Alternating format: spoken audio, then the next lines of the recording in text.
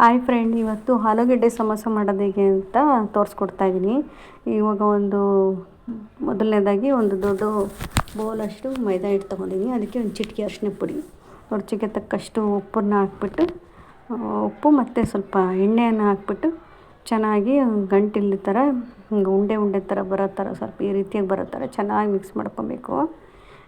ಎಲ್ಲ ಒಟ್ಟಿಗೆ ಚೆನ್ನಾಗಿ ಮಿಕ್ಸ್ ಆದ ನಂತರ ಸ್ವಲ್ಪ ನೀರು ತೊಗೊಂಡ್ಬಿಟ್ಟು ಸ್ವಲ್ಪನೇ ಹಾಕಿ, ಒಟ್ಟಿಗೆ ಹಾಕ್ಬಾರ್ದು, ಈ ಥರ ಸ್ವಲ್ಪನೇ ಹಾಕಿ ನಮಗೆ ಎಷ್ಟು ಚಪಾತಿ ಹಿಟ್ಟಿನಲ್ಲ ಅದಕ್ಕೆ ಕಲಸಿ ಮೇಲೆ ಸ್ವಲ್ಪ ಎಣ್ಣೆ ಹಾಕ್ಬಿಟ್ಟು ನೋಡಿ ಎಷ್ಟು ಸ್ಮೂತಾಗಿ ಇದಾಗಿದೆ. ಈ ಥರ ಆದಮೇಲೆ ಒಂದು ಅರ್ಧ ಗಂಟೆ ಮುಚ್ಚಿಟ್ಬಿಡೋಣ.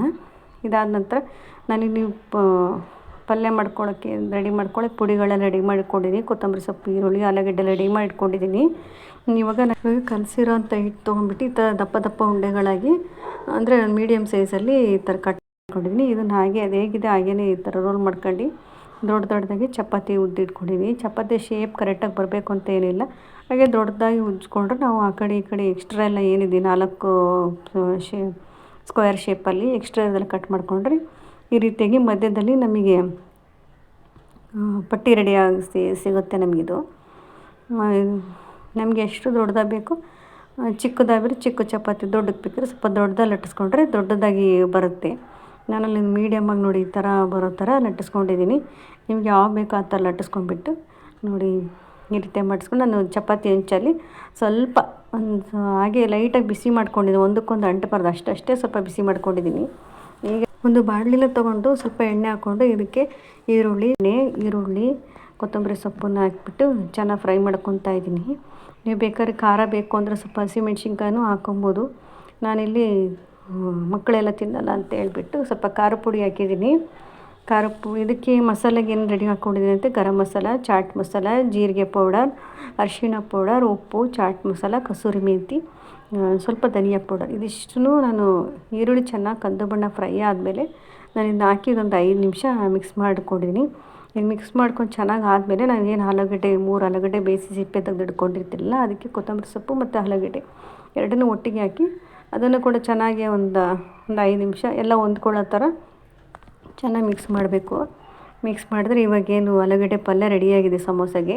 ಈಗ ಒಂದು ಬಾಣಲಿ ಇಟ್ಕೊಂಡು ಸ್ವಲ್ಪ ಎಣ್ಣೆ ಹಾಕ್ಕೊಂಡ್ಬಿಡೋಣ. ಇದು ಮತ್ತು ಮೈದಾ ಹಿಟ್ಟು ನಾವು ಅದೇನು ಸಮೋಸ ಮಾಡ್ತೀವಲ್ಲ ಸೈಡ್ಸಿಗೆ ಅಂಟಿಸೋಕ್ಕೆ ಮೈದಾ ಹಿಟ್ಟಿಗೆ ಸ್ವಲ್ಪ ನೀರು ಹಾಕ್ಬಿಟ್ಟು ಮಿಕ್ಸ್ ಮಾಡಿ ಇಟ್ಕೊಬೇಕು. ಇವಾಗ ನೋಡಿ ನಾನೇನು ಹಂಚನ್ನು ಬಿಸಿ ಮಾಡ್ಕೊಂಡಿದ್ದೆನಲ್ಲ ಚಪಾತಿದು, ಅದನ್ನು ತಗೊಂಡು ನೋಡಿ ಈ ಥರ ಫೋಲ್ಡ್ ಮಾಡಿ ಟ್ರಯಾಂಗಲ್ ಶೇಪಲ್ಲಿ ಇದು ಮೂತಿನಲ್ಲೇ ಚೆನ್ನಾಗಿ ಮಾಡ್ಕೊಂಬಿಡಿ. ಇಲ್ಲ ಅಂದರೆ ಅದ್ರ ಒಳಗಡೆ ಎಲ್ಲ ಎಣ್ಣೆ ಹೋಗ್ಬಿಡುತ್ತೆ, ಒಳಗಡೆ ಸೇರ್ಕೊಂಡ್ಬಿಡುತ್ತೆ. ಈ ಥರ ಸುತ್ತಲೂ ಗೋಧಿ ಹಿಟ್ಟು ನಾವೇನು ನೀರು ಹಾಕ್ಬಿಟ್ಟು ಕಲಸಿಟ್ಕೊಂಡಿದ್ದೀವಲ್ಲ ಅದನ್ನು ಸುತ್ತ ಹಚ್ಕೊಬೇಕು. ಫಸ್ಟಿಗೆ ಒಂದು ಸ್ಪೂನ್ ಸಹಾಯದಿಂದ ನಮಗೆ ಎಷ್ಟು ಬೇಕು ಒಳಗಡೆ ಎಷ್ಟು ಇಡಿಸುತ್ತೆ ಅಷ್ಟನ್ನು ಒಳಗಡೆ ಆಲೂಗಡ್ಡೆ ಪಲ್ಯ ಮಾಡಿಟ್ಕೊಂಡಿದ್ದಾರೆ ಅದನ್ನು ನಾವು ತುಂಬೋದು. ಹಾಕಿದ ತಕ್ಷಣ ನಾವು ಇದು ಮೈದಾ ಹಿಟ್ಟು ಕಲಿಸ್ಕೊಂಡಿದ್ದೀವಲ್ಲ ಅದನ್ನು ಎಲ್ಲೆಲ್ಲಿ ಈ ಥರ ಫೋಲ್ಡಿಂಗ್ ಮಾಡಿ, ಇನ್ನೊಂದು ಫೋಲ್ಡ್ ಇರ್ತಲ್ಲ ಅದನ್ನು ಫೋಲ್ಡ್ ಮಾಡಿ ಎಕ್ಸ್ಟ್ರಾ ಏನು ಹೋಲ್ ಕಾಣಿಸುತ್ತೆ ಅದೆಲ್ಲ ನೋಡಿ ಸರಿ ಮಾಡ್ಕೊಂಡು ನಾವು ಮೈದಾ ಹಿಟ್ಟನ್ನು ಹಚ್ಕೊಬೇಕು. ಇಲ್ಲ ಹಾಗೆ ಇತ್ತು ಅಂದರೆ ಅದು ಓಪನ್ ಆಗಿ ಇಲ್ಲ ಎಣ್ಣೆ ಒಳಗಡೆಲ್ಲೇ ಬಿಟ್ಕೊಂಡ್ಬಿಡುತ್ತೆ. ಹಾಗಾಗಿ ಸ್ವಲ್ಪ ನಿಧಾನದಿಂದ ನೋಡಿ ಇದೆಲ್ಲ ರೆಡಿ ಮಾಡಿ ಒಂದೊಂದೇ ಹಿಡ್ಕೊಬೇಕು. ರೆಡಿ ಮಾಡಿ ಇಟ್ಕೊಂಡ್ಬಿಟ್ಟಿದ್ದೀನಿ ನಾನು ಎಲ್ಲನೂ. ಇದು ಸ್ವಲ್ಪ ನಾನು 2 ಎಡೆನೇ ಕರಿತಾಯಿದ್ದೀನಿ, ಚಿಕ್ಕ ಬಾಣಲಿ ಇಟ್ಕೊಂಡಿದ್ದೀನಿ. 2 ಎಡೆನೇ ಈ ಥರ ಮಾಡ್ಕೊಂಡ್ಬಿಟ್ಟು ಒಂದು ಕಂದು ಬಣ್ಣಕ್ಕೆ ಒಂದು ಮೀಡಿಯಮ್ ಫ್ಲೇಮಲ್ಲಿ ಇಟ್ಕೊಬೇಕು. ಮೀಡಿಯಮ್ ಫ್ಲೇಮಲ್ಲಿ ಉರಿ ಹಿಡ್ಕೊಂಡ್ಬಿಟ್ಟು ಈ ಥರ 2 ಎಡೆ ಸಮೋಸ ಕರಿತೀನಿ. ತುಂಬಾ ಚೆನ್ನಾಗಿ ಕ್ರಿಸ್ಪಿಯಾಗಿ ಬಂದಿತ್ತು.